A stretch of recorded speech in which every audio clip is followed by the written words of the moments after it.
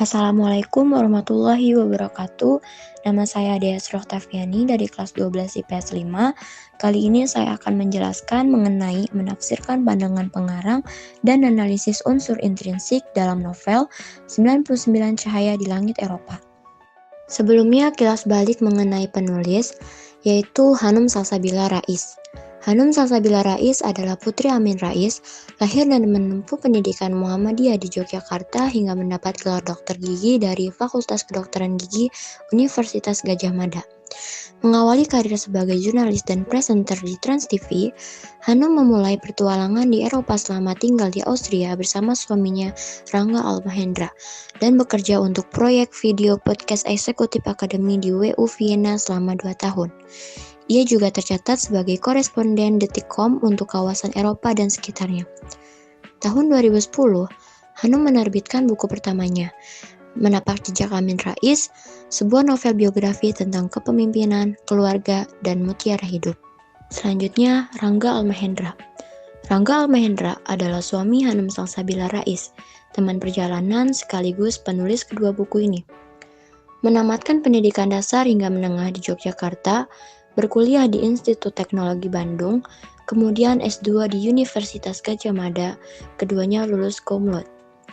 Memenangi beasiswa dari pemerintah Austria untuk studi S3 di WU Vienna, Rangga berkesempatan berpetualang bersama sang istri menjelajah Eropa.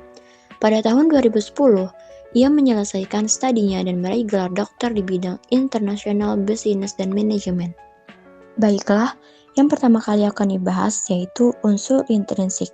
Unsur intrinsik dibagi menjadi 7. Yang pertama ada tema, kedua tokoh dan penokohan, ketiga latar, keempat alur, kelima sudut pandang, keenam amanat, ketujuh gaya bahasa.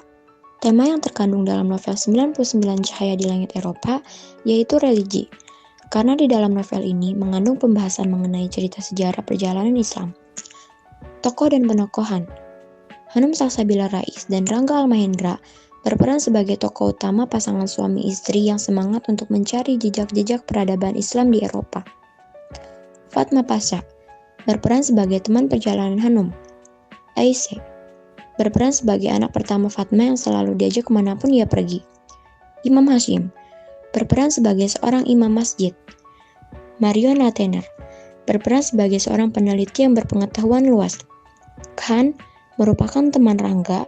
Stefan merupakan teman Rangga, seorang pemuda yang tidak percaya adanya Tuhan atau ateis. Gomez merupakan petugas agen layangan. Sergio merupakan pensiunan Turguet Mezquita, laki-laki tua pekerja keras. Latar tempat dalam novel 99 Cahaya ada 4. Yang pertama Wina Austria, kedua Paris, ketiga Cordoba, keempat Istanbul. Dalam kutipan Wina Austria yaitu, sebagai pendatang baru, aku bertekad untuk menghabiskan waktuku dengan berjalan-jalan mengelilingi kota Wina sambil menunggu panggilan kerja di kampus Rangga. Pada Paris, indah sekali Paris malam hari ini seperti hamparan permadani cahaya. Kelap-kelip keemasan terpancar dari jutaan lampu gedung, rumah-rumah, dan mobil yang lalu lalang. Semuanya begitu terstruktur, tidak morat-marit. Larutan cahaya mini yang berpendar menembus pekatnya atmosfer malam Eropa. Cordoba, menjelang matahari terbenam. Kereta Renfe tiba di stasiun sentral kota. Kami turun dari kereta yang membawa kami ke sebuah kota, ibu kota Eropa zaman pertengahan. Aku langsung teringat kata Marion. Inilah the true city of light, kota seribu cahaya Cordoba, kota yang menginspirasi banyak orang Eropa. Istanbul, kami baru sadar bahwa geografis Istanbul ini bukit-bukit dan Taksim Square berada di atas sebuah bukit. Latar waktu dalam novel 99 Cahaya di Langit Eropa yaitu pagi, siang, sore, dan malam. Latar sosial dalam novel 99 Cahaya di Langit Eropa yaitu orang Eropa sangat peduli dengan kehidupannya. Seperti halnya perbedaan agama dalam sebuah perusahaan tidak menyediakan tempat ibadah dan menjadi tantangan sendiri. Di saat orang Islam sebagai minoritas ingin menjalankan ibadah, orang Eropa hidup dalam lingkungan yang tidak mengenal Tuhan apalagi tuntunan agama. Suasana menyenangkan, menegangkan, dan menyedihkan. Alur dalam novel 99 Cahaya ini yaitu alur maju. Alur maju disajikan secara berurutan dari perkenalan, pengantar, tahap masalah, dan penyelesaian. Sudut pandang yaitu menggunakan sudut pandang tokoh atau kata ganti orang pertama, yaitu aku, mengisahkan apa yang terjadi pada dirinya dan mengungkapkan perasaannya sendiri dengan kata-kata sendiri. Amanat dalam novel 99 Cahaya ada 3. Yang pertama, ilmu pengetahuan itu pahit di awalnya, tetapi manis melebihi madu pada akhirnya. Kedua, janganlah menelantarkan ilmu, perjuangan masih panjang. Ketiga, jadikanlah sejarah menjadi pelajaran berharga bagi kita, khususnya generasi muda Islam. Gaya bahasa yaitu ada semilai. Setidaknya, aku melihat semua jalan takdir ini seperti aliran-aliran sungai yang suatu saat nanti pasti akan bertemu di satu titik. Kedua, majas metafora. Baru saja aku berhasil mengiris bawang bombay sebanyak 5 swing. Telepon genggamku meraung. Kutipan teks yang pertama yaitu, Ezra tadinya sangat iri kepada Latife, tapi ada yang membuat Ezra jatuh cinta kepada Islam, karena Latife selalu tersenyum kepada semua orang, termasuk Ezra. Meskipun ada persaingan bisnis di antara mereka, selain menebar senyum ikhlasnya itu, Latife juga tidak pernah berbohong pada pelanggannya. Jika ada barang yang tidak segar atau hampir kadaluarsa, dia tidak segan-segan mengatakannya pada pelanggan, seperti yang tertera pada halaman 92. Pandangan pengarang.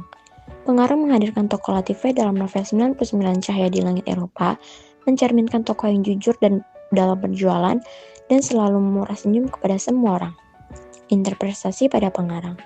Saya sangat setuju dengan pandangan pengarang melalui tokoh Latife. Pengarang memberikan contoh kepada semua orang bahwa jika berjualan harus ada dipenuhi dengan rasa kejujuran dan tidak lupa selalu menebar senyum kepada semua orang. Nilai yang terkandung dalam kutipan ini yaitu nilai moral. Tidak pernah berbohong pada pelanggannya. Kutipan teks yang kedua yaitu, Paris pernah jatuh ke tangan Hitler, dan mereka mulai menangkapi para Yahudi di Paris. Salah satu imam masjid ini mengambil resiko menyembunyikan ratusan Yahudi dalam masjid. Lalu, dia membuatkan identitas palsu bagi mereka agar lolos dari perburuan tentara SS Nazi. Aku merasa imam masjid ini, siapapun dia juga mempertaruhkan nyawa untuk menyelamatkan orang-orang yang sama sekali tak ada hubungan dengan dirinya. Namun, dia yakin dengan perintah Allah dalam Al-Quran tentang kewajiban menyelamatkan jiwa umat manusia yang lain apapun agama mereka, apapun kepercayaan mereka. Karena dengan demikian, dia sama saja menyelamatkan seluruh manusia di bumi. Marion. Pandangan pengarang. Pengarang menampilkan tokoh imam masjid dalam novel 99 Cahaya di Langit Eropa, mencerminkan tokoh yang suka menolong kepada seluruh umat manusia tanpa membeda-bedakan agama. Interpretasi pandangan pengarang. Saya sangat setuju dengan pandangan pengarang, karena jika kita menolong, pasti hal-hal baik akan terjadi pada kita dan menumbuhkan kerukunan sesama umat manusia. Nilai yang terkandung yaitu nilai religi, yaitu dia yakin dengan perintah Allah dalam Al-Quran tentang kewajiban menyelamatkan jiwa umat manusia. Cukup sekian dari saya, kurang lebihnya mohon maaf. Wassalamualaikum warahmatullahi wabarakatuh.